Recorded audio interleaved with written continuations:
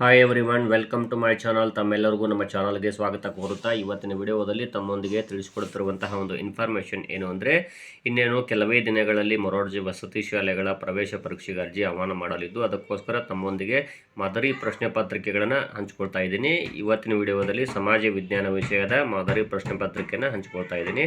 ಇನ್ನು ತಾವುಗಳು ನಮ್ಮ ಚಾನಲ್ ಮೊದಲ ಬಾರಿ ನೋಡ್ತಾ ಇದ್ದರೆ ನಮ್ಮ ಚಾನಲನ್ನು ಸಬ್ಸ್ಕ್ರೈಬ್ ಆಗಿ ಅಂತ ತಿಳಿಸುತ್ತಾ, ಓಕೆ, ಇಲ್ಲಿ ನೋಡ್ಬೋದು. ಮೊದಲನೇ ಪ್ರಶ್ನೆ, ನನ್ನ ಗೆಳೆಯನ ಕುಟುಂಬದಲ್ಲಿ 5 ತಲೆಮಾರುಗಳಿವೆ. ಇದು ಎಂಥ ಕುಟುಂಬ? ಸಣ್ಣ ಕುಟುಂಬ, ವಿಭಕ್ತ ಕುಟುಂಬ, ಅವಿಭಕ್ತ ಕುಟುಂಬ, ಭಾರತೀಯ ಕುಟುಂಬ ಅಂತಿದೆ. ಇಲ್ಲಿ ಆನ್ಸರ್ ಯಾವುದು ಅಂದರೆ ಅವಿಭಕ್ತ ಕುಟುಂಬ ಆಗುತ್ತದೆ. 2ಕ್ಕಿಂತಲೂ ಹೆಚ್ಚು ತಲೆಮಾರು ಇರುವಂಥ ಕುಟುಂಬ ಅವಿಭಕ್ತ ಕುಟುಂಬ ಆಗುತ್ತದೆ. ತಪ್ಪಾಗಿರುವ ಜೋಡಿ ಯಾವುದು? ಹಾವೇರಿ ಸಿರಿಧಾನ್ಯಗಳು, ಕೊಡಗು ಕಿತ್ತಳೆ, ದಕ್ಷಿಣ ಕನ್ನಡ ರಬ್ಬರ್, ಚಿಕ್ಕಮಗಳೂರು ಕಾಫಿ ಇದೆಯಲ್ಲ. ಇದ್ರಲ್ಲಿ ಸರಿಯಾದ ಆನ್ಸರ್ ನೋಡ್ತಾ ಹೋದಾಗ ಇಲ್ಲಿ ನೋಡ್ಬೋದು, ತಪ್ಪಾಗಿರುವ ಜೋಡಿಯನ್ನು ಕಂಡುಹಿಡಿಯಿರಿ. ಹಾವೇರಿ ಸಿರಿಧಾನ್ಯಗಳಿಗೆ ಪ್ರಸಿದ್ಧಿಯಾಗಿದೆ, ದಕ್ಷಿಣ ಕನ್ನಡ ರಬ್ಬರ್ಗೆ, ಚಿಕ್ಕಮಗಳೂರು ಕಾಫಿಗೆ. ಕೊಡಗು ಇದೆಯಲ್ಲ, ಇದು ರಾಂಗ್ ಆದಂತಹ ಆನ್ಸರ್ ಆಗುತ್ತದೆ. ಸೊ ಇದೇ ನೀವು ಆನ್ಸರ್ನ ಅನ್ಕೋಬೇಕು, ಕೊಡಗು ಕಿತ್ತಳೆ. ಉಷ್ಣ ವಿದ್ಯುತ್ ಸ್ಥಾವರ ಇರುವುದು ರಾಯಚೂರು, ಬೀದರ್, ಕೈಗಾ, ಮಡಿಕೇರಿ ಅಂತಿದೆ. ಇಲ್ಲಿ ರಾಯಚೂರಲ್ಲಿ ಉಷ್ಣ ವಿದ್ಯುತ್ ಸ್ಥಾವರ ಇದೆ. ಹಿಮಾಲಯ ಪ್ರದೇಶದ ಪ್ರಸಿದ್ಧ ಗಿರಿಧಾಮವನ್ನು ಹೆಸರಿಸಿ. ಉದಕಮಂಡಲ, ಮಹಾಬಲೇಶ್ವರ, ಡೆಹ್ರಾಡೂನ್, ನಂದಿ ಬೆಟ್ಟ. ಇಲ್ಲಿ ಹಿಮಾಲಯ ಪ್ರದೇಶದ ಪ್ರಸಿದ್ಧ ಗಿರಿಧಾಮ ಯಾವುದು ಅಂದರೆ ಡೆಹ್ರಾಡೂನ್.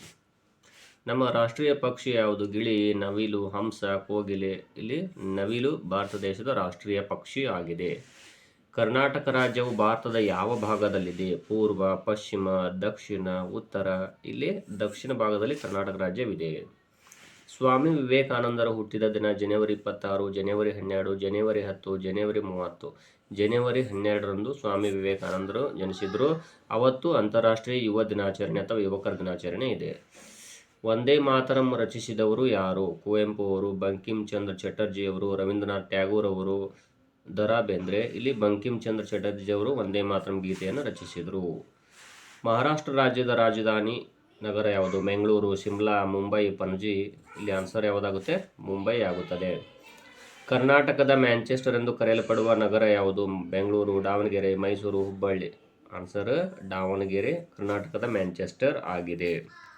ನಮ್ಮ ರಾಷ್ಟ್ರ ಧ್ವಜದ ಯಾವ ಬಣ್ಣದ ಮೇಲೆ ಅಶೋಕ ಚಕ್ರವಿದೆ? ಕೇಸರಿ, ಬಿಳಿ, ಹಸಿರು, ಹಳದಿ. ಇಲ್ಲಿ ಬಿಳಿ ಬಣ್ಣದ ಮೇಲಿದೆ. ತ್ರಿವರ್ಣ ಧ್ವಜದಲ್ಲಿರುವ ಚಕ್ರವು ಯಾವುದರ ಸಂಕೇತವಾಗಿದೆ? ಶಾಂತಿ, ಸಮೃದ್ಧಿ, ಪ್ರಗತಿ ಮತ್ತು ಚಲನೆ, ತ್ಯಾಗ. ಇಲ್ಲಿ ಪ್ರಗತಿ ಮತ್ತು ಚಲನೆ ಸಂಕೇತವಾಗಿದೆ. ಪ್ರಜೆಗಳು ತಮ್ಮ ಪ್ರತಿನಿಧಿಗಳನ್ನು ಆಯ್ಕೆ ಮಾಡಿ ಅವರಿಂದ ನಡೆಸಲಾಗುವ ರಾಜಕೀಯ ವ್ಯವಸ್ಥೆಯನ್ನು ಹೀಗೆ ಕರೆಯುತ್ತಾರೆ: ಪ್ರಜಾಪ್ರಭುತ್ವ, ಸರ್ವಾಧಿಕಾರ.